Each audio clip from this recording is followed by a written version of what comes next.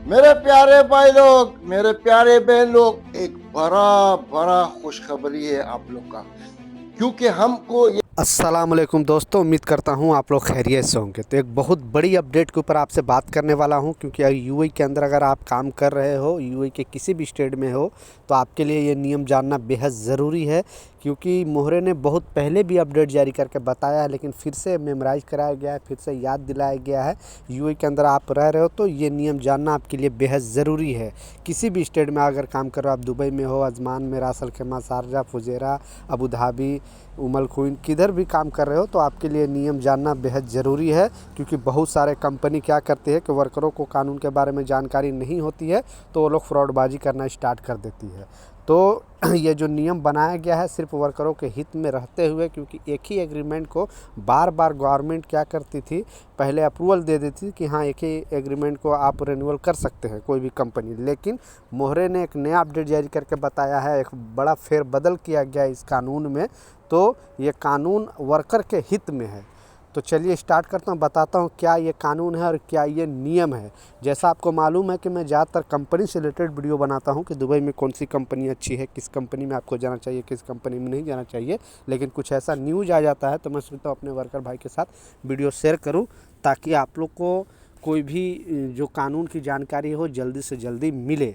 और कोई भी कंपनी की जानकारी चाहिए, चलता वीडियो भर में 4 अंक का कोड आएगा, उस कोड के साथ अगर कमेंट करते हो तो मैं उस कंपनी के ऊपर या तो वीडियो बना दूंगा या तो इमीडिएटली आपको रिप्लाई कर दूंगा। क्योंकि मेरा मानना है कि किसी भी कंपनी में आने से पहले आपको रिसर्च करके, सोच के, समझ के ही आना है। ऐसे ऐसे यहाँ पे कंपनी की 3-3, 4-4 महीना सैलरी नहीं देती है। और बहुत सारे ऐसे भी कंपनी है जो महीना होने से पहले यानी 28-29 तारीख को ही सैलरी दे देती है। तो अच्छी से अच्छी भी कंपनी है यहाँ, ख़राब से ख़राब भी कंपनी है यहाँ।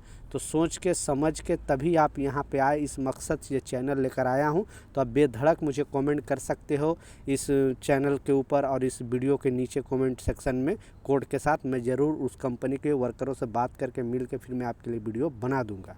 तो चलिए स्टार्ट करता हूँ, बताता हूँ जो नियम आया। नियम जैसा मैं बताया कि पहले क्या होता था कि एक बार अगर आपने एग्रीमेंट साइन कर दिया, जब फर्स्ट टाइम आप किसी कंपनी में आ रहे हो और उसी कंपनी में अगर लगातार 10 साल, 15 साल, 20 साल काम कर रहे हो, तो आपका उसी एग्रीमेंट को रिन्यूअल किया जाता था। यानी जो एग्रीमेंट में, जो मोहरे का एग्रीमेंट होता है, उसमें जो आपकी सैलरी है, जो सारे आपका सिस्टम है, वो चीज़ को बार बार रिन्यूअल कर दिया जाता था और वही चीज़ आपको मिलता रहता था। कंपनी सैलरी नहीं भी बढ़ाएगी तो उसमें कोई प्रॉब्लम नहीं था, क्योंकि उसमें जो एग्रीमेंट पेपर है उसमें चेंज कुछ नहीं होता था।